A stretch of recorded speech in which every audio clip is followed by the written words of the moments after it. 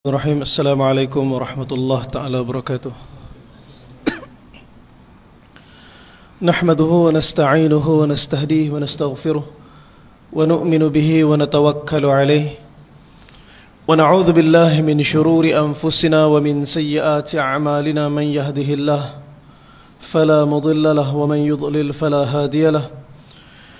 ونشهد أن لا إله إلا الله ونشهد أن محمدا عبده ورسوله أما بعد. قال الله سبحانه وتعالى في القرآن الكريم: أعوذ بالله من الشيطان الرجيم.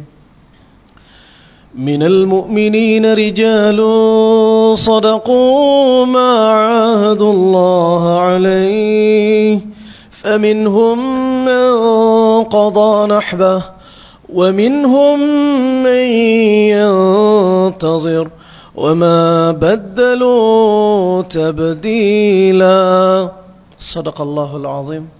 قال رسول الله صلى الله عليه وسلم: من كانت الدنيا همه فرق الله عليه أمره وفقره بين عينين ولم يأتيه من الدنيا إلا ما كتب له ومن كانت الآخرة نيته جمع الله له أمره وجعل غناه في قلبه وأتته الدنيا وهي راغمة أو كما قال رسول الله صلى الله عليه وسلم. Alhamdulillah, pertama dan selamanya kita panjatkan syukur kita kepada Allah Subhanahu wa taala kerana limpah kurnia kasih sayang Allah Subhanahu wa taala. Hakikatnya Allah yang bagi taufik untuk saya, tuan-tuan, kita menyempurnakan sebuah perintah Allah taala yang cukup besar, salat fardu maghrib secara berjemaah ikut kaedah baginda Nabi sallallahu alaihi wasallam. Para sahabat ridwanullahi ajma'in, mereka ialah orang yang sangat menghargai agama. Sebab tu bila Nabi sallallahu alaihi wasallam tiba saja di kota Madinah pada hari peristiwa hijrah, benda mula-mula sekali Nabi buat ketika Nabi sampai di Quba ialah bina masjid. Nabi SAW mengajarkan kita tak ada cara nak bangunkan ummah ni melainkan dengan cara bangunkan agama dalam kehidupan umat ni. Tak ada cara nak bangunkan agama dalam kehidupan umat ni melainkan permulaan dia mesti masjid. Maka Nabi SAW bina masjid.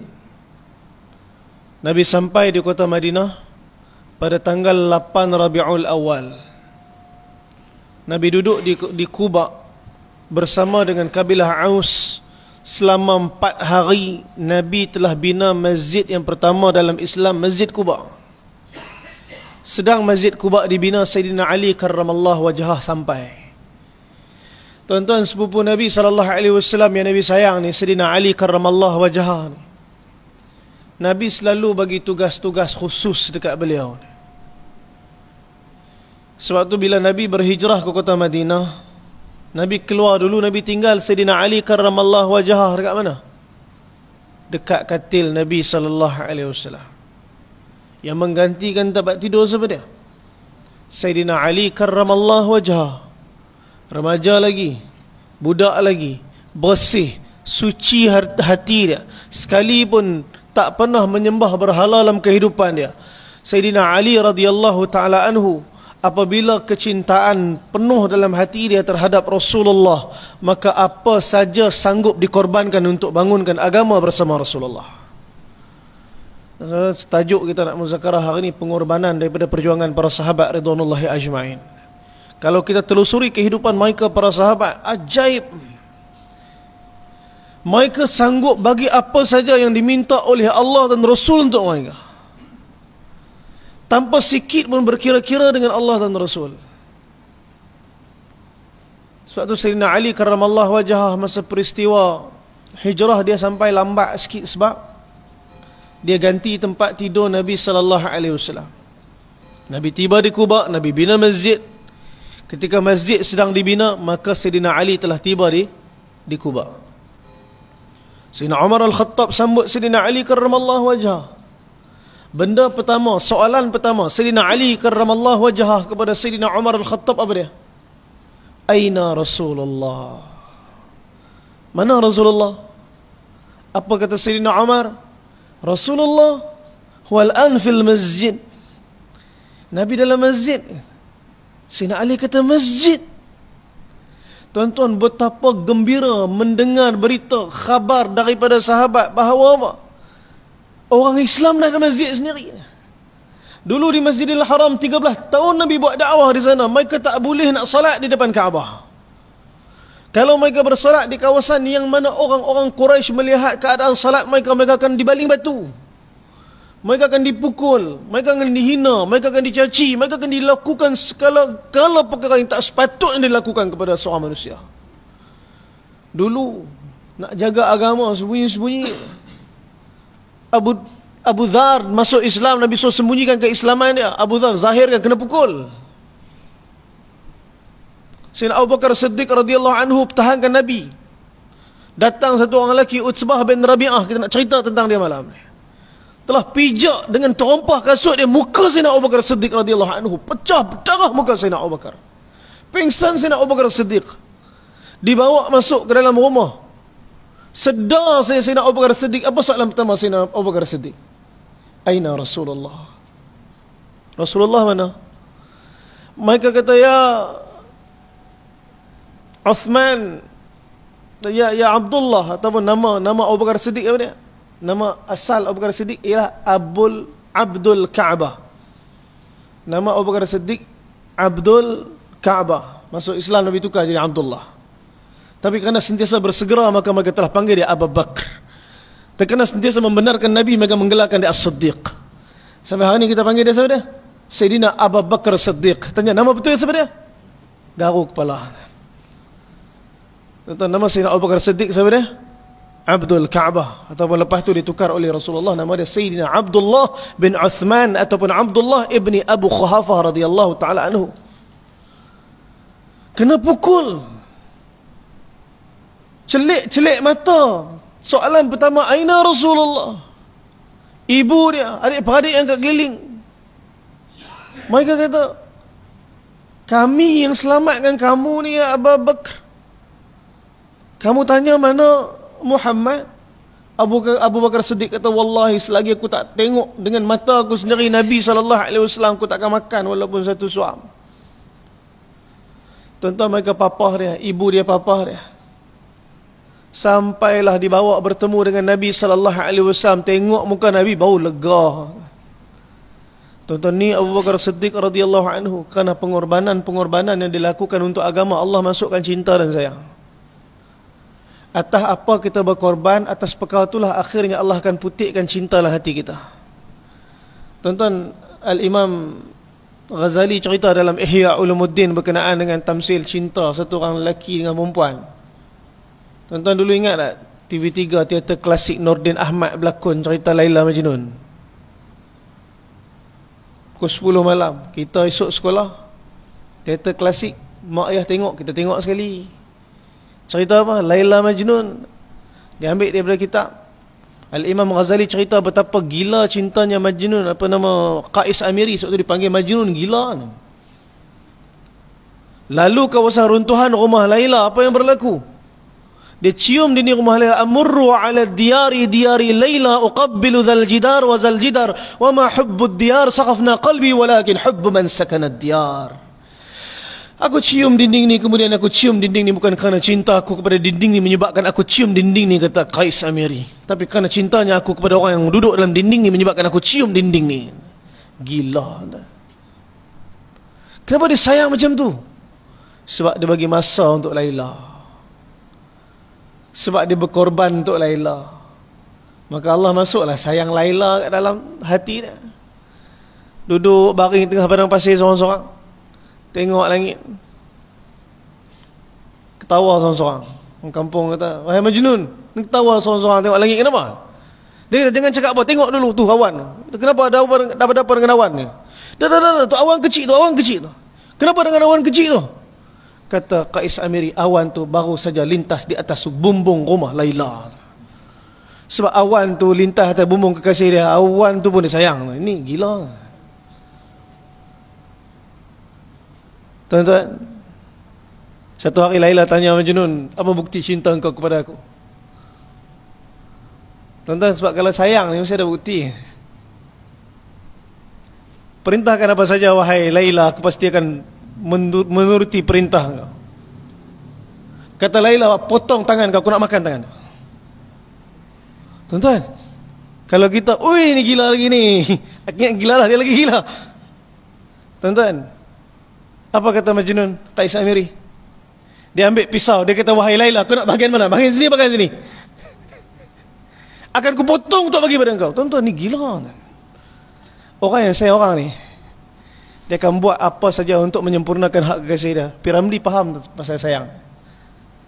Tuan-tuan ingat tak lagu Piramli? Berkorban apa saja, harta ataupun nyawa, itulah kasih mesra, sejati dan mulia. Apa tanda cinta?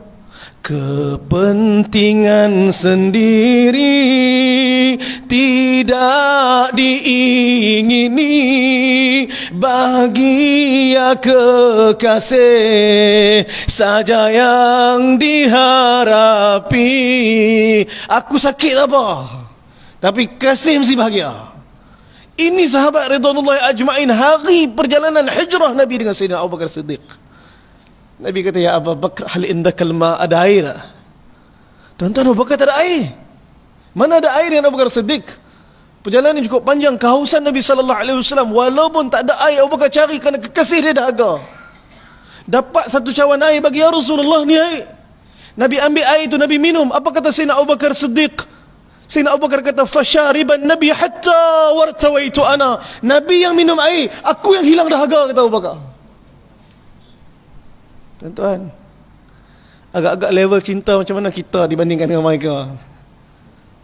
Pengorbanan yang macam mana yang kita nak bagi dengan pada agama ni dibanding dengan pengorbanan yang mereka dah bagi untuk agama.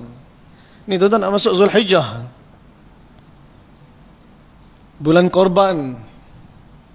Bukan hanya sembelih sebahagian, dua bahagian, seekor, 2 ekor lembu, tapi hakikat mengorbankan kehendak dan keinginan kita kepada kehendak dan keinginan orang yang kita kata kita cinta, agama yang kita kata kita cinta, Tuhan yang kata kita cinta. Allah nak bukti cinta, bukan sembang. Bukan sembang. Suatu Allah hantar ujian. Dalam ujian tu ialah kehendak dan keinginan Allah, ialah pengorbanan perasaan kita. Kadang-kadang daripada ujian kita korbankan harta kita. Kadang-kadang kerana ujian kita kena korbankan masa kita. Kadang-kadang kerana ujian kita kena korbankan keluarga kita. Kadang-kadang kerana ujian kita kena korbankan perasaan kita. Pengorbanan ini ialah tanda sebuah kecintaan kepada hakikat kekasih yang sebenar. Tuan-tuan, saya nak bawa tuan-tuan pada satu orang sahabat yang jarang-jarang disebut. Selalu kita cerita Sayyidina Abu Bakar Siddiq, tuan-tuan semua dah kenal. Bilal bin Rabah, tuan-tuan semua pun dah kenal. Tuan-tuan, hari ini saya nak bawa tuan-tuan pada satu orang sahabat Nabi yang mungkin jarang-jarang disebut-sebut. Tapi antara orang yang telah mengorbankan keadaan perasaan dan seluruh ahli keluarga dia untuk Allah dan Rasul. Beliau ialah Sayyidina Abu Hudhaifah bin Utsbah bin Rabi'ah radhiyallahu ta'ala anhu. Abu Hudhaifah sebenarnya, bapa dia, kakak dia, abang dia, pakcik dia, semua musuh Nabi. Dia seorang beriman kepada Allah dikala semua orang menolak Nabi SAW. Siapa dia bapa dia? Utsbah bin Rabi'ah. Allah. Hak saya sebut tadi, pijak muka Sayyidina Abu Bakar dengan terompah kayu ni. Utsbah bin Rabi'ah begitu membenci Nabi. Siapa dia anak perempuan Utsbah bin Rabi'ah? Hindun binti Utsbah. Siapa tak kenal Hindun? Sayyidatuna Hindun yang sebelum Islam, dialah antara orang yang begitu memusuhi Nabi SAW. Hindun pernah bersumpah, seluruh manusia dalam dunia masuk Islam, aku takkan masuk Islam. Punya benci Sayyidatuna Hindun kepada Nabi SAW. Dia anak perempuan kepada siapa? Utsbah bin Rabi'ah, kakak kepada Abu Hudhaifah. Suami dia siapa? Suami dia Abu Sufyan bin Harb. Abu Sufyan bin Harb bin Umayy bin Abdul Syams bin Abdul Manaf. Siapa dia ni? 3 pupu Nabi SAW. Pun memusuhi Nabi sehinggalah peperangan demi peperangan yang cukup banyak menyusahkan Nabi sebelum dia masuk Islam masa Fathul Mekah. Abu Sufyan.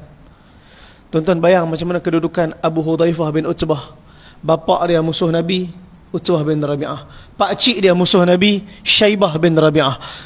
Kakak dia musuh Nabi, Hindun binti Utbah. Adik dia musuh Nabi, Al-Walid binti Utbah. Abang ipar dia musuh Nabi, Abu Sufyan bin Harb. Dia dikelilingi oleh keluarga yang memusuhi Nabi. Dia beriman kepada Allah. Tuan-tuan, kita mungkin tak rasa benda ni. Minggu lepas masa saya dekat Finland, ketika kami sedang selesai solat subuh, tiba-tiba masuk satu orang anak muda. Masuk satu orang anak muda, rambut panjang, pakai cekak, tinggi. Tanya ni, nama apa? Kita muka Arab, muka Arab. Kita pun salam, Assalamualaikum warahmatullahi wabarakatuh. Allah barik fik. Min mana anta? Ismuk al-Karim. Dia kata, sorry. No Arabic. Tengok muka Arab.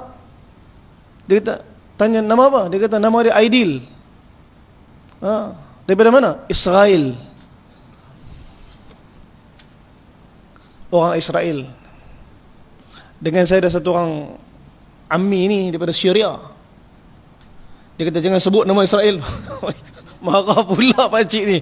Saya kata, dah buat macam mana dah dia orang Israel? Jangan sebut nama Israel, sebut Palestin. Saya cuik dia, saya kata, Palestin tu negara, ni bangsa dia.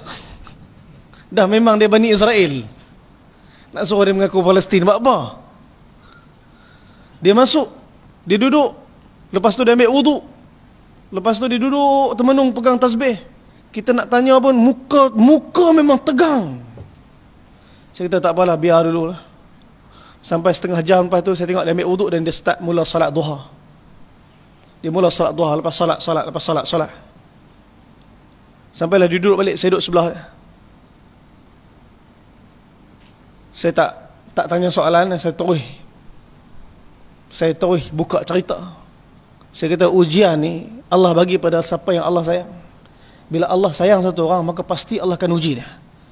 Dan bila ujian datang sehingga menggoncangkan hati kita, sehingga kita balik dan sujud kepada Allah dengan rasa kenikmatan yang sempurna, ini tanda Allah sedang ikat kita dengan dia. Tiba-tiba dia menangis. Baru dia cerita, rupanya dia kena tendang keluar pada rumah. Dia kena buang. Sebab apa? Sebab masuk Islam. Tuan-tuan, orang Israel masuk Islam. Mak dia suruh pilih antara keluarga dengan Islam, kau pilih apa sekarang? Tuan-tuan, dia tak tahu nak buat apa. Dia duduk kat negara orang, dia duduk kat Finland, dia duduk kat Helsinki. Dia bukan duduk dekat negara dia. Dia sedang berhijrah dengan keluarga dia. Tiba-tiba dia dapat hidayat. Allah Ta'ala masukkan cahaya hidayah dalam hati dia. Dia beriman kepada Allah. Dia ucap kalimah syahadah. Tiba-tiba mak dia halau dia keluar. Sekarang ni mak dia bagi pilihan. Pilih keluarga ataupun agama kau. Tuan-tuan, saya tanya, saya sembang-sembang. Dia kata, saya rasa malu dengan Allah. Dia kata, saya rasa malu dengan Allah. Dan saya rasa berdosa besar. Saya kata, kenapa? Saya beritahu dekat mak saya pilih keluarga. Dia kata. Saya cakap kat dia, hang kata kat mak hang pilih keluarga, tapi hang ada kat sini sujud pada Allah Ta'ala. Moga apa yang berlaku dalam kehidupan engkau ni mengikuti apa yang berlaku dalam kehidupan para sahabat ridwanullahi ajma'in. Tuan-tuan, ketika mana Ammar bin Yasir. Siapa dia Ammar bin Yasir? Ibu dia Sayyidatuna Sumayyah syahid di jalan Allah, dibunuh oleh Abu Jahal. Bapa dia pun syahid, dibunuh oleh Abu Jahal. Dia dibakar besi, diletakkan di dahi, tuan-tuan, dibakar besi, diletakkan di badan, dicucuh dengan api, disalai atas api. Nabi datang, Nabi pegang badan dia, Nabi baca satu doa, ya narukuni bardan wa salaman ala al-ammar kama kunti salaman ala Ibrahim.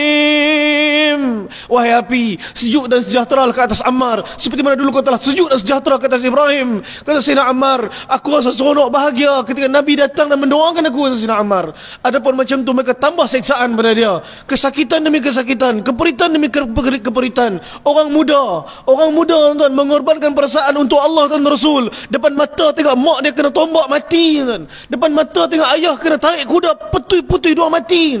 Dia tengok depan mata dia mak ayah dia mati untuk agama. Dia pula diseksa, dia pula dicucur dengan api. Akhirnya mulut dia kata apa? Mulut dia telah mengeluarkan perkataan yang diinginkan oleh Abu Jahal. Abu Jahal kata, Ammar, aku bukan suruh kau buat apa, aku cuma suruh kau mengatakan perkataan satu perkataannya. Kau cuma sebut Muhammad kadzab tu ya, Muhammad penipu tu ya. Ammar tak mau sebut, maka cucuh badan dia dengan api, maka cucuh dahi dia dengan api, maka siksa dia, mereka telah hirih badan dia. Akhirnya Ammar telah sebut perkataan Muhammad kadzab, Muhammad penipu. Abu Jahal telah lepaskan semua. Abu Jahal kata, aku telah menang, aku tak selemah Umayyah bin Khalaf, aku tak selemah orang-orang yang lain yang tak mampu untuk mengembalikan hamba dia kepada agama nenek moyang. Sesungguhnya kata Abu Jahal, aku telah menang, aku telah menang. Ammar bin Yasir bila dengar Abu Jahal melaungkan kemenangan, orang semua gembira atas perkataan yang keluar pada mulut dia. Dia menangis teresak-esak, dia menangis dalam keadaan begitu esak, sehingga dia lari meninggalkan kota Mekah. Mereka cari dia, bawa pada Nabi. Dia telah peluk Nabi dan dia kata dia telah murtad. Dia kata telah murtad, Nabi peluk dia. Nabi kata, tak wahai Ammar, Allah terima iman kamu. Tuan-tuan, kita tak lalu semua ni. Zaman tu zaman kritikal, tuan-tuan. Zaman tu zaman kritikal. Bukan Allah minta masa, bukan minta duit. Tak. Masa tu nyawa diberikan untuk agama. Jasad mereka dikelar untuk agama. Badan mereka disalahi atas api. Tuan-tuan, Ubaidah Sayyidina Abu Hudzaifah radhiyallahu ta'ala anhu begitu berkeinginan bapak dia masuk Islam, begitu berkeinginan kakak dia masuk Islam, begitu berkeinginan adik dia masuk Islam, begitu berkeinginan pakcik dia masuk Islam. Begitu Abu Hudzaifah setiap hari berdoa pada Allah, Allah bagi hidayah pada seluruh ahli keluarga dia. Tapi ketetapan Allah, permusuhan mereka pada Nabi makin kuat. Utbah cari-cari jalan nak menyusahkan Nabi. Utbah ni orang cerdik, ahli lughah, dia orang yang cukup faham tentang bahasa. Dia tahu Al-Quran itu daripada Tuhan, bukan daripada manusia, daripada gaya bahasa yang disampaikan oleh Rasulullah. Tapi kerana keegoan hati dia, tuan-tuan kalau pergi Taif, tuan-tuan ziarahlah satu masjid, nama masjid itu Masjid Addas. Tuan-tuan, Masjid Addas ialah tapak kebun siapa dia? Utbah bin Rabi'ah, bapa kepada Abu Hudzaifah radhiyallahu anhu. Tuan-tuan, Nabi buat dakwah di Taif 8 hari. Mereka baling batu sehingga berlumuran darah seluruh badan Nabi SAW.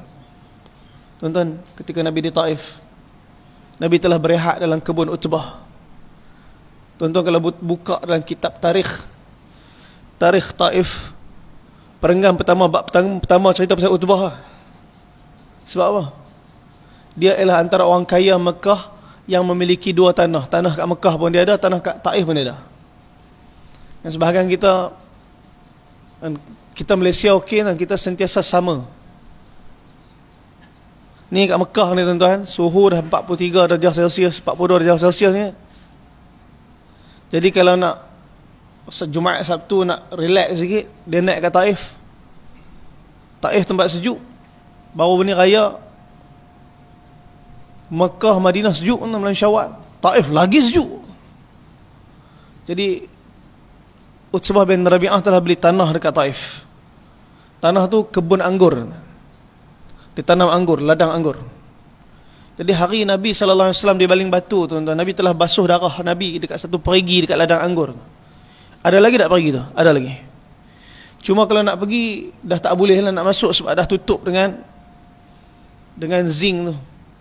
Dia bukan tutup sebab apa, dulu tak tutup tuan-tuan. Tapi sebab kadang-kadang jemaah punya semangat nak tengok tempat sirah, dia pijak habis kebun sayur orang tu. Tak marah tu ke tanah tu.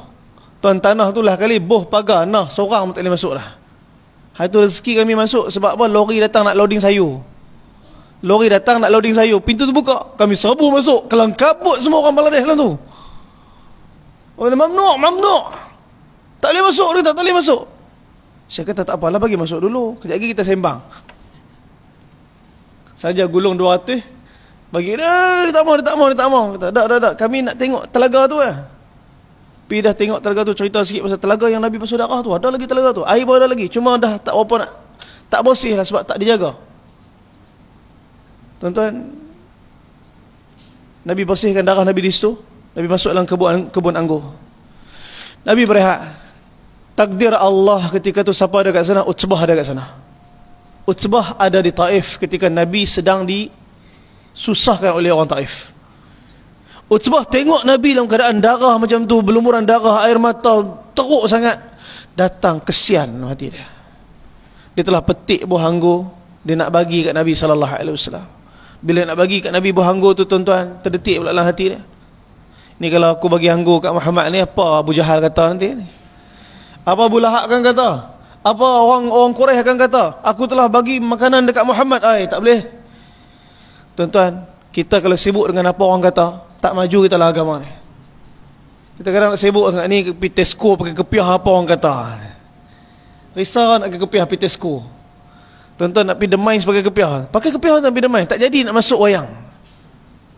Dia baru nak beli tiket tengok wayang, tapi pakai kepiah. Takkan pakai kepiah tengok wayang. Tak jadi, patah balik kan. Jaga sunnah, bukan jaga sunnah, sunnah jaga kita. Bila kita pakai dengan pakaian sunnah, sunnah akan jaga kita daripada kemaksiatan. Kita pakai pakaian sunnah, sunnah akan tundukkan pandangan kita. Kita akan jaga akhlak kita, sunnah jaga kita. Nampak macam kita jaga sunnah, tuan-tuan. Utbah tak jadi nak bagi buah anggur tu dekat Nabi. Apa yang dia buat? Dia telah panggil pembantu dia, pekerja dia, Adas, orang Kristian. Dia kata, Adas, nampak lelaki yang duduk dekat kebun anggur tu, bagi buah anggur ni kat dia. Sina Adas tak kenal Rasulullah. Dia tak tahu apa cerita di bumi Mekah. Dia sibuk dengan anggur, petik anggur, kerja anggur di Taif. Dia pun ambil bekas anggur tadi, bawa dekat Rasulullah. Dia bagi dekat Nabi. Nabi ambil anggur tadi, Nabi nak makan, Nabi baca Bismillah. Bila Nabi baca Bismillah, dia kata, wahai fulan, kamu membaca satu benda yang aku tak biasa dengar orang sini baca ni. Kamu siapa ni? Aku Adas, aku daripada Ninawa. Nabi kata, Ninawa? Itu kampungnya Yunus ibn al-Matta alaihi salam. Adas kata, macam mana kamu boleh kenal Yunus ibn al-Matta? Nabi Muhammad SAW kata, Yunus ibn al-Matta Nabi Allah dan aku pun Nabi Allah. Kata Adas, sungguh orang yang mengenal Yunus ibn al-Matta pasti dia Nabi Allah, sebab tak ada siapa dah kenal Yunus. Asyhadu an la ilaha illallah wa asyhadu annaka Muhammadan abduhu wa rasuluh. Aku bersaksi tiada Tuhan selain Allah dan engkau Muhammad pesuruh hamba dia. Tuan-tuan, dia cium tangan Nabi, cium dahi Nabi. Tuan-tuan, beriman Adas radhiyallahu taala anhu. Dibina hari ini Masjid Adas. Allah muliakan Adas sampai kiamat. Di saat seluruh orang Taif baling batu, tak mau terima Nabi SAW, Adas beriman. Siapa dia Adas? Pekerja Utbah bin Rabi'ah. Beriman tak Utbah? Tak juga. Tuan-tuan, sehinggalah Nabi berhijrah, permusuhan dia makin teruk dengan Nabi. Tapi dia sayang anak dia. Abu Hudzaifah seboleh-boleh menyembunyikan keislaman daripada bapa dia. Abu Hudzaifah ni dia ada satu orang hamba, nama dia Salim, Maula Abu Hudzaifah. Dan Salim ni ialah orang yang sangat Nabi sayang. Allah bagi Salim ni terang hati. Dia ni hafal Quran. Yang mengajar Quran, mengajar fiqh kepada sahabat ni, pada Abu Hudzaifah ni ialah Salim, bekas hamba dia. Satu hari dia pegang tangan Salim, dia bawa pergi ke depan Kaabah. Dia kata dekat semua orang Mekah, wahai orang-orang Quraisy, dengar betul-betul, hari ni aku nak isytihar. Ni Salim, mulai hari ni dia bukan lagi hamba aku, mulai hari ni dia anak aku, Salim bin Abu Hudzaifah. Tuan-tuan, Utbah dengar terkejut. Utbah kata, wahai Abu Hudzaifah, kenapa kau tak bincang lu dengan kami? Sebelum kau nak buat isytihar tengah-tengah ramai orang ni, angkat Salim, siapa dia ni? Wahai ayah, aku sayang dekat dia, dan hari ni dia anak aku. Utbah tak tahu lagi yang mereka telah beriman kepada Allah. Sehinggalah satu hari bila Utbah datang, Utbah buka pintu dan mereka tengah solat dan Salim jadi imam. Alangkah terkejutnya Utbah, dia tutup pintu, dia kata, wahai Abu Hudzaifah, engkau telah memasuki agamanya Muhammad. Apa aku nak jawab dengan orang Quraisy? Dia duk sibuk fikir apa nak jawab. Ni sifat Utbah bin Rabi'ah. Dia ni kalau tidak tak mau pergi Badar ni. Abu Jahal yang duk provok dia ni. Wahai Utbah, apakah engkau pengecut? Di saat orang-orang sedang keluar untuk mempertahankan agama nenek moyang, engkau tinggal di kota Mekah seperti mana satu orang wanita. Utbah kata, wahai Abu Jahal, kau nak tengok siapa lelaki, siapa wanita? Kita tengok siapa lelaki wanita dekat Badar ni. Tuan-tuan, dia senang terkesan dengan provokasi. Sikit-sikit apa orang kata, sikit-sikit apa orang kata. Ini Utbah bin sifat. Utbah bin Rabi'ah, dia tutup pintu, dia malu, dia kata, wahai Utbah, apa aku nak cakap dengan orang Quraisy? Kau telah beriman kepada Allah, kepada agamanya Muhammad. Kata Abu Hudzaifah, wahai ayah, apakah salah aku beriman kepada Tuhan yang benar dan agama yang benar? Apa kebenaran agama ni? Wahai ayah, ayah pun tahu kebenaran agama ni. Sebab apa? Ayah dia orang cerdik. Cuma dia mengingkari hati dia, mengingkari kebenaran di depan mata dia. Ini sifat Utbah. Sehingga akhirnya tuan-tuan, perkara ni kecoh dekat Parlimen Quraisy. Parlimen Quraisy nama dia Dar An-Nadwah. Di sana mereka telah mula buat satu pengisytiharan, setiap kabilah harus menangkap orang yang beriman di kalangan kabilah mereka dan seksa sehingga orang daripada kabilah mereka kembali murtad dan balik pada agama nenek moyang. Maka sebab itulah Bilal ditangkap dan diseksa. Bani Adi, Sayyidina Umar masa itu masih belum beriman, dia telah tangkap Zinirah dan Zinirah diseksa. Dan daripada kalangan orang Bani Abdul Manaf, siapa Bani Abdul Manaf? Ni Bani Utbah bin Rabi'ah. Dan ramai yang dah ditangkap. Daripada Bani Makhzum, Abu Jahal telah tangkap, siapa dia? Telah tangkap Sumayyah, Ammar, Yasir. Adik dia sendiri telah beriman, Abu Jahal. Adik dia telah beriman, Ayyash. Tapi tak diseksa kerana dia pembesar Quraisy. Dia telah ditangkap dan dikurung dekat dalam penjara, dalam bilik dia. Suhail bin Amr telah tangkap anak dia, Abdullah ibn Suhail telah tangkap anak dia Abu Jandal yang beriman, kurung semua. Tuan-tuan, orang yang beriman maksud tak boleh bergerak. Penyiksaan yang berlaku cukup hebat. Di sana sini orang diseksa, kecuali siapa? Abu Hudzaifah tak kena. Salim tak kena. Sebab apa? Dia ada gerentor. Siapa gerentor dia? Utbah bin Rabi'ah. Orang lain tak berani kata apa. Sebab Utbah pembesar Quraisy. Sehinggalah hari itu Abu Jahal, dia telah mengisytiharkan, wahai Utbah, engkau tak buat apa-apa. Kami semua dah tangkap, tapi engkau belum buat apa-apa lagi. Utbah kata, apa maksud engkau ni Abu Jahal? Dia tak panggil Abu Jahal, dia panggil Abul Hakam. Dia panggil Abul Hakam. Nama Abu Jahal apa dia? Tuan-tuan, nama Abu Jahal Umar bin Hisham bin Mughirah. Nama Abu Jahal Umar bin Hisham. Tapi kerana dia ni cerdik, maka orang panggil dia Abul Hakam, bapa kecerdikan. Jadi orang panggil dia dekat dalam dewan parlimen tu, semua panggil dia Abul Hakam. Mereka kata kepada Utbah, Abu Jahal kata kepada Utbah, Utbah, serahkan anak kamu. Kalau kamu tak mampu nak buat, nak suruh dia keluar daripada agama dia, biar kami yang buat. Utbah kata, wahai Abul Hakam, kalau kau berani, kau cuba ambil, tengok apa yang kau buat. Abu Jahal tak berani kata apa. Akhirnya Abu Jahal kata, wahai Utbah, kalau kau tak mau bagi anak kau bagi ni, Salim ni. Salim ni pun telah beriman, bagi dia. Abu Hudzaifah kata, wahai Abul Hakam, aku takkan serahkan anak aku. Abu Jahal kata, kenapa kau panggil aku Abul Hakam? Kenapa tak panggil Abu Jahal? Kerana Abu Jahal tahu semua orang Islam panggil dia Abu Jahal. Kata Sayyidina Abu Hudzaifah, aku takkan sekali-kali serahkan Salim. Abu Jahal kata, wahai Utbah, apakah engkau berpihak kepada anak engkau yang telah mengikuti Muhammad? Serahkan Salim pada kami. Utbah kata, wahai Abul Hakam, siapa yang anak kami ambil sebagai anak dia, maka dia cucu kami. Cuba sentuh dia. Tuan-tuan, Abu Jahal tak boleh buat apa. Utbah begitu sayangkan Abu Hudzaifah. Utbah mempertahankan Salim radhiyallahu anhu, meningkat kecintaan Abu Hudzaifah pada bapa dia. Hari demi hari berlalu, Abu Hudzaifah tak pernah berhenti doa hidayah untuk bapa dia. Begitu keinginan Abu Hudzaifah agar bapa dia beriman kepada Allah, agar bapa dia kembali kepada agama Islam yang betul. Bapa dia orang cerdik, sehingga akhirnya hari yang begitu dia risau dan takut telah tiba. Itulah hari peperangan Badar. Tuan-tuan, hari peperangan Badar, ketika mana pertembungan tentera Islam dengan tentera Quraisy. Tuan-tuan, perang Badar ni tak ramai. Perang Badar tentera Islam cuma 313, tentera Quraisy berapa? 1000 orang saja. Asal 1200. Tapi Abu Sufyan kata, harta kita dah selamat, balik Abu Jahal, tak payah perang. Abu Jahal kata, tak, aku takkan balik. Sama ada agama ni dihapuskan, Muhammad mati, baru kita balik. Tuan-tuan, 200 orang kata, tak, kami balik, kami datang sebab harta ni lah. Tapi kalau harta selamat, kami balik. Tinggal 1000 orang Quraisy. Orang Islam 313 orang. Tuan-tuan, peperangan Badar melibatkan tak ramai orang, tetapi Allah ataupun Nabi panggil dia sebagai Badar Al-Kubra, Badar yang besar. Kenapa? Peperangan ini peperangan yang sangat besar walaupun jumlah dia tak ramai.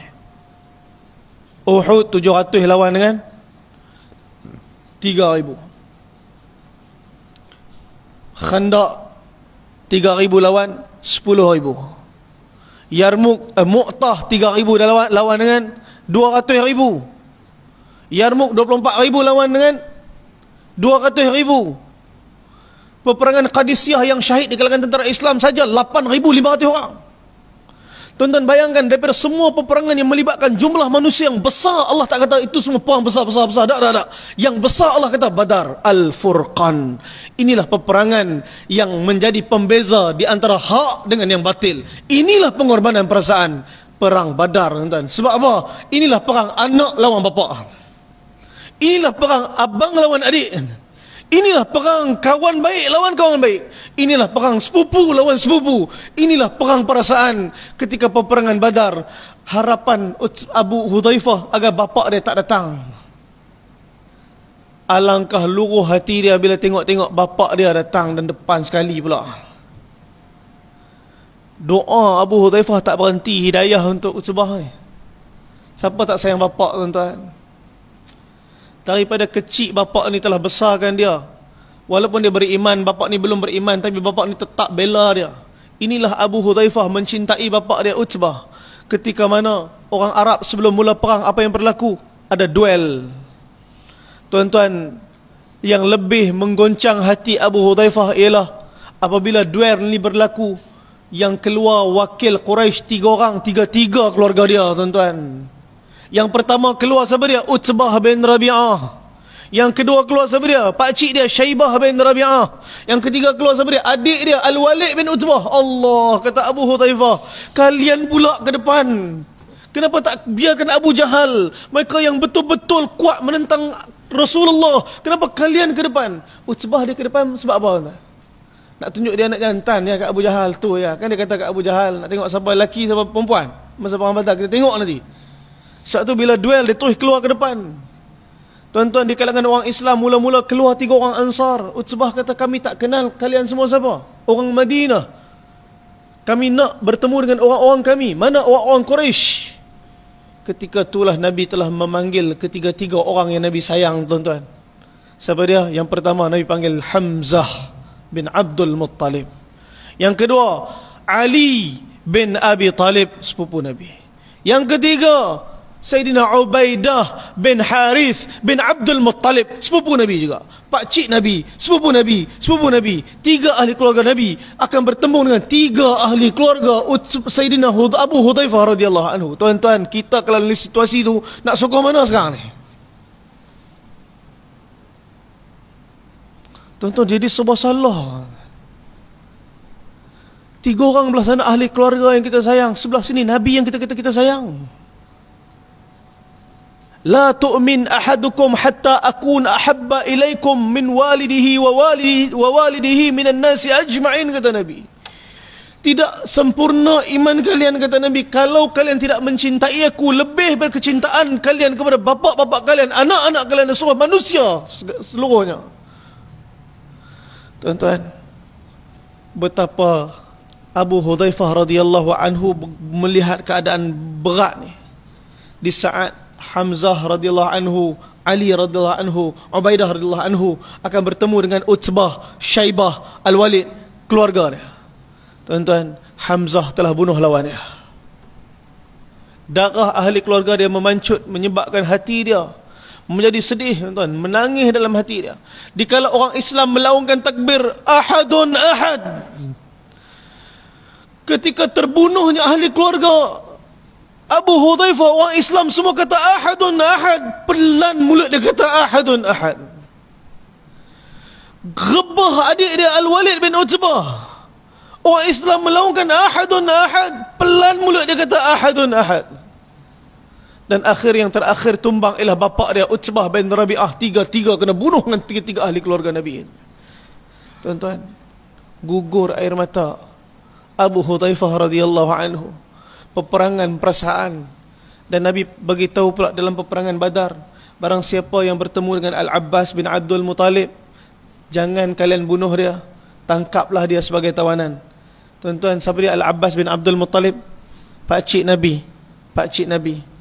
Tuan-tuan, ketika tu Abu Hudzaifah berceramuk hati dia, kesedihan dia kerana kematian pakcik dia, bapa dia dan adik dia, menyebabkan hati dia terdetik. Kisah yang disebut dalam Al-Isabah, disebut dalam kitab Al-Isabah, perkataan yang akhirnya diceritakan sendiri daripada penyesalan Abu Hudzaifah. Abu Hudzaifah kata, tatkala aku melihat ketiga-tiga orang ahli keluarga aku dibunuh oleh ahli keluarga Nabi, terdetik dalam hati aku, demi Allah, kalau aku jumpa Al-Abbas bin Abdul Muttalib, aku bunuh dia. Tuan-tuan, ni perasaan, tuan-tuan, ni perasaan. Tapi tiba-tiba dia terdetik balik, dia kata astaghfirullah, dia istighfar, dia kata, apa yang kau cakap ni wahai Abu Hudzaifah? Engkau boleh terdetik nak ingkar Nabi kerana ahli keluarga aku yang kafir yang telah dibunuh. Wahai Abu Hudzaifah, kau telah buat dosa besar ni Abu Hudzaifah. Tuan-tuan, dia tak cakap pun dengan mulut dia. Dia cerita kisah ni lepas peperangan Badar. Dia bertaubat kerana laluan hati dan perasaan dia nak ingkar Nabi ya. Kita hari ni bukan terlintas nak ingkar Nabi, kita ingkar kan. Umat ni mengingkari Nabi sungguh-sungguh. Dan umat ni bukan lintah ingkar Nabi, ingkar sungguh-sungguh. Hak Nabi kata tak, hak tu dia buat. Hak Nabi kata sunnah, hak tu dia kata tak. Tuan-tuan, keadaan cukup parah.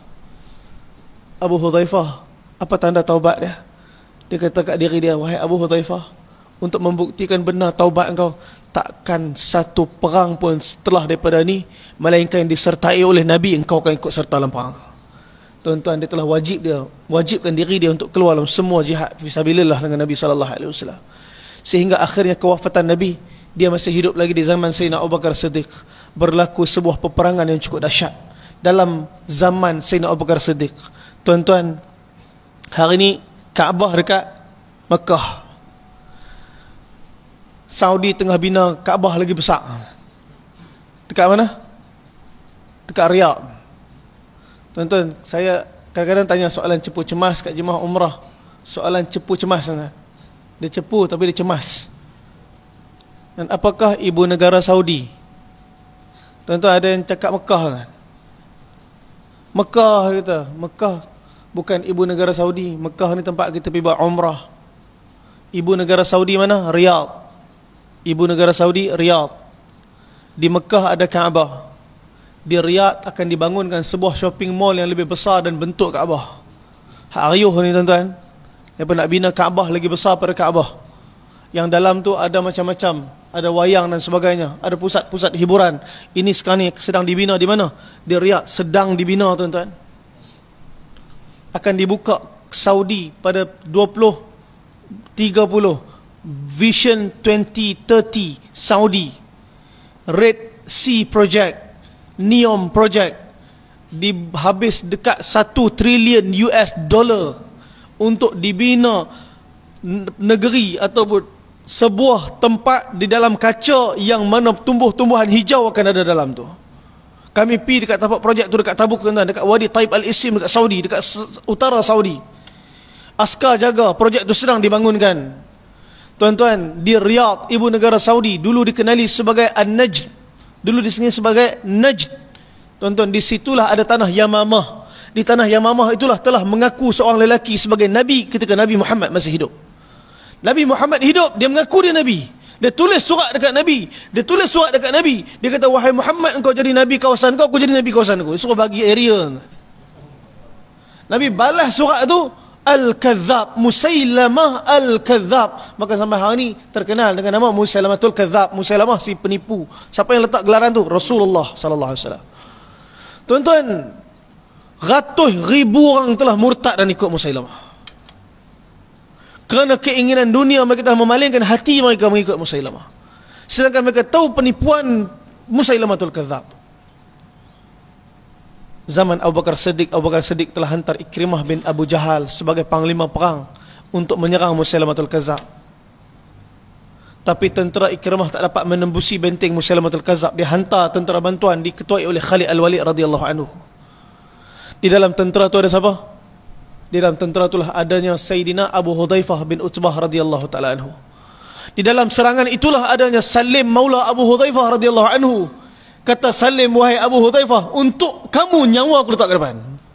Betapa kecintaan mereka berdua ni kerana Islam. Salim, guru agama Abu Hudzaifah, mengimamkan salatnya Abu Hudzaifah, mengajar Quran kepada Abu Hudzaifah. Inilah Sayyidina Salim maula Abu Hudzaifah.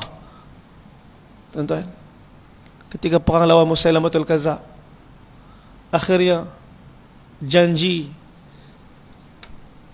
Sayyidina Abu Hudzaifah telah disempurnakan. Apa yang berlaku? Allah telah menghadiahkan apa yang mereka inginkan selama ini. Apa dia? Kesyahidan. Kedua-dua mereka telah syahid dalam medan Yamamah. Abu Hudzaifah syahid, Salim pun syahid. Bila nak dikebumikan jasad mereka, maka Sayyidina Khalid Al-Walid radhiyallahu anhu, amir dalam peperangan tu, kata apa? Setiap daripada para syuhada, kita buat lubang untuk ditanam jasad mereka. Aku bersaksi ke atas mereka berdua, Abu Hudzaifah dan Salim, mereka bersaudara masa hidup, mereka syahid bersama-sama. Aku letakkan mereka dalam kubur yang sama. Tuan-tuan, di mana kubur mereka? Kat Riyadh, Tanah Imamah. Tuan-tuan kalau pergi Riyadh, pergilah, insya-Allah ziarah kubur mereka. Kita azan dulu insya-Allah, lepas tu kita sambung sikit lagi nak habis insya-Allah.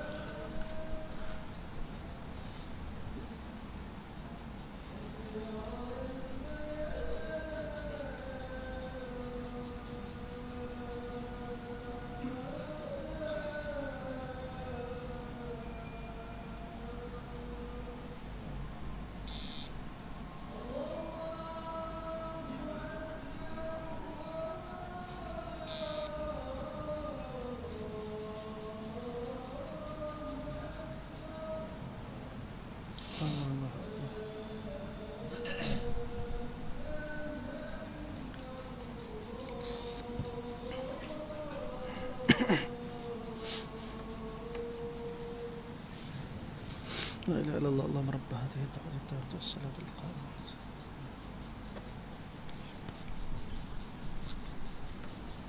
Bismillahirrahmanirrahim. Hey tuan-tuan, ini kisah para sahabat ridwanullahi ajma'in. Jadi mungkin malam ni saya cerita, saya sebut nama Abu Hudzaifah, mungkin tuan-tuan kita keluar pada masjid ni, lepas 2-3 jam mungkin kita lupa dah nama ni. Tapi yang paling penting ialah kita memahami bagaimana perjuangan mereka. Apabila cinta kepada agama sempurna dalam hati mereka, maka mereka sanggup korban apa saja untuk menyempurnakan hak cinta ni. Hari ni kalau kita belum mampu untuk bagi pengorbanan untuk agama ni, maka kita tanyalah hati kita, betulkah aku dah sayangkan agama ni? Tuan-tuan, masuk je bulan Zulhijjah, orang semua pakai sibuk nak beli kambing, beli lembu dah ni. Ada orang dia buat tak tahu Bila tanya dia kata, saya dah pernah korban dah. La ilaha illallah. Tuan-tuan, korban ni bukan sekali seumur hidup. Korban ni setiap tahun Allah Ta'ala buka peluang untuk kita menunjukkan keadaan cinta kita kepada Allah Subhanahu Wa Ta'ala. Pengorbanan ni bukan baru mula zaman kita. Bahkan bila Allah turunkan Nabi Adam AS ke muka bumi ni, Habil dengan Qabil pun Allah Ta'ala cerita bagaimana pengorbanan mereka diminta oleh Allah Subhanahu Wa Ta'ala. Allah Subhanahu Wa Ta'ala nak bagi tahu, bukan Allah nak tengok. Ada orang yang kata ni Allah nak tengok yang mana ikhlas, yang mana tak ikhlas. Allah tahu dah mana ikhlas tak ikhlas. Allah tahu dah. Tapi Allah Ta'ala hantar ujian tu supaya dalam ujian tu kita sedar kita tahap mana. Kita ambil exam tuan-tuan, SPM. Mungkin orang pun tak tahu tahap kita tahap mana. Jadi kita jawab exam, bila result keluar baru semua orang tahu, oh tahap ni jadi ni. Tapi exam Allah Subhanahu Wa Ta'ala, Allah hantar exam tu, ujian tu dalam keadaan Allah dah tahu dah kita macam mana. Tapi ujian yang Allah hantar tu, Allah kata apa? Ahasiban nasu an yutraku an yaqulu amanna wa hum la yuftanun. Apakah manusia menyangka dia akan ditinggalkan setelah dia mengatakan kami beriman, sedang dia belum diuji? Jangan sembang masa saya dah beriman ni. Tengok ujian datang. Bila ujian datang, sekarang ni kau nilai kau dah beriman ke belum? Allah, tuan. Sebab tu Allah hantar ujian kepada para sahabat. Iman para sahabat sampai sanggup tengok ahli keluarga mati untuk agama ni. Ujian sahabat sampai sanggup habiskan seluruh harta untuk agama ni. Ujian sahabat sanggup kat perut untuk agama ni. Ini ujian dan mereka telah menang dalam ujian. Allah hantar ujian kat kita supaya kita tahu tahap iman kita kat mana. Allah dah tahu dah. Allah hantar ujian supaya kita tengok sini, iman ku tahap ni. Kena buat sesuatu ni, kalau mati dengan iman macam ni, macam mana akhirat ni? Supaya kita yang sedar. Tapi malangnya sebab kita dalam keadaan dunia ni, dunia yang sedang menghimpit kita sungguh-sungguh. Kadang-kadang dunia ni telah menyebabkan kita rasa okey lah kot semua. Macam okey lah, insyaAllah okey lah ni. Kita rasa okey tuan-tuan. Nak tahu okey tak okey, banding dengan orang dulu kan. Jangan banding dengan orang sekarang semua nampak okey kan. Banding dengan para sahabat dulu. Nabi kata ashabikal nujum bi ayyihim iqtadaitum ihtadaitum. Sahabat aku kata Nabi macam bintang dekat langit, ikut seorang takkan sesat sampai bila-bila. Banding dengan mereka, kerana mereka ialah orang yang dah sampai di sisi Nabi dan jalan mereka ialah jalan yang betul. Kita ni tak tahu lagi. Sebab tu kita mengambil jalan yang sama. Tuan-tuan, ambillah peluang.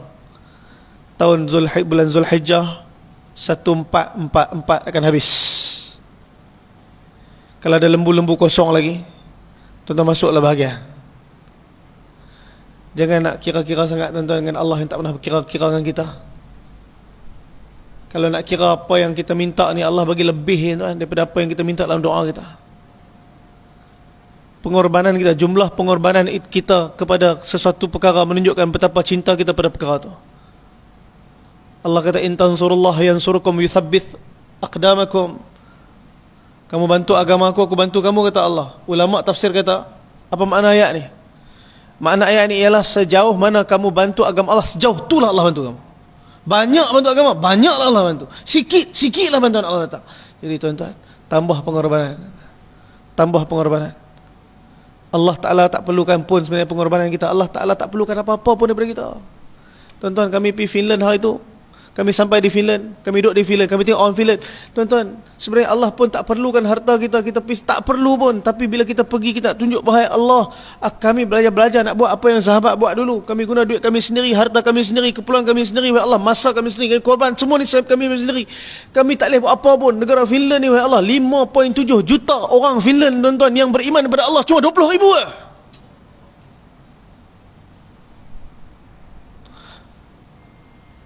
Kerana Orang-orang dulu buat dakwah, ada sebahagian mereka telah beriman kepada Allah. Tuan-tuan, orang yang kadang-kadang masuk Islam, baru masuk Islam, kadang-kadang lagi hebat iman daripada kita, lagi hebat amalan daripada kita.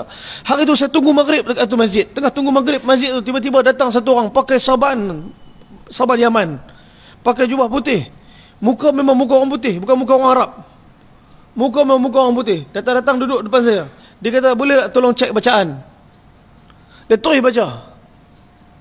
Kata, Masya Allah. Dia terus cek bacaan, dia terus baca. Ni surah apa ni? Dia terus baca Tak. Okey, dia baca surah An-Nur. Saya kata, tak apa, surah An-Nur ni panjang ni. InsyaAllah dia baca 10 ayat je kot. Tuan-tuan, 10 ayat dia baca. Tengok-tengok dia sambung lagi. Sambung lagi. Bila nak komat je ni? 20 ayat. Dia sambung lagi. 30 ayat. 50 ayat. 64 ayat. Khalas, surah An-Nur. Selesai, hafal semua. Budak tu baru masuk Islam tahun lepas, tuan-tuan. Budak Finland umur 18 masuk Islam, umur 19 25 juzuk dah hafal, 25 juzuk dalam masa setahun. Boleh berbahasa Arab. Kami duduk dalam kuliah yang disampaikan dalam bahasa Arab, dia duduk depan sekali macam ni. Saya tengok ni faham ke ni? Lepas tu bila duduk, dia kata boleh Arab budak ni. Tuan-tuan, bila pengorbanan diberikan untuk agama, kefahaman Allah datangkan tentang agama. Kita jangan kata tentang berapa puluh tahun dah kita Islam. Kawan tu baru masuk Islam, Allah bagi agama. Moga Allah Subhanahu Wa Taala jadikan kita orang yang menambah korban kita, tuan-tuan, untuk agama ni. Allah tak tengok berapa banyak, tapi Allah tengok hati kita, takwa kita dan keikhlasan kita. Moga Allah Subhanahu Wa Taala jadikan kita orang ikut jalan Nabi sallallahu alaihi wasallam, jalan para sahabat, dan sehingga kita sampai dan tiba ke destinasi Nabi dan para sahabat, insya-Allah. Semoga sedikit pada perkongsian malam ni tentang pengorbanan dan perjuangan para sahabat menjadi asbab iktibar untuk saya sendiri yang bercakap, untuk ikut jalan mereka, dan kita semua yang mendengar untuk ambil jalan mereka, insya-Allah. Jadi tuan-tuan, lepas ni ada nama cucu ke apa, tak boleh nama Abu Hudzaifah, tuan-tuan. Boleh ingat nama tu, insya-Allah. Letak nama sahabat, insya-Allah, baru kita boleh ingat. Ni ada seorang kawan saya, nama anak dia Dihyah Khalifah. Dihyah, jangan-jangan dengan nama Dihyah. Nama sahabat Dihyah. Jibril kalau suka nak tukar jadi orang, Jibril akan menyerupai Dihyah radhiyallahu anhu. Hari tu ada satu orang datang minta nama. Saya beri cadang lah, kata. Saya cadang nama Al-Qaqa'. Dia kata, apa ni Ustaz? Nanti saya fikirkan balik, dia kata. Sebab kita nama tu macam ajaib sangat. Kalau letak Al-Qaqa', dia duduk fikir nanti sekolah cikgu panggil dia apa ni, kawan-kawan nak panggil dia apa ni.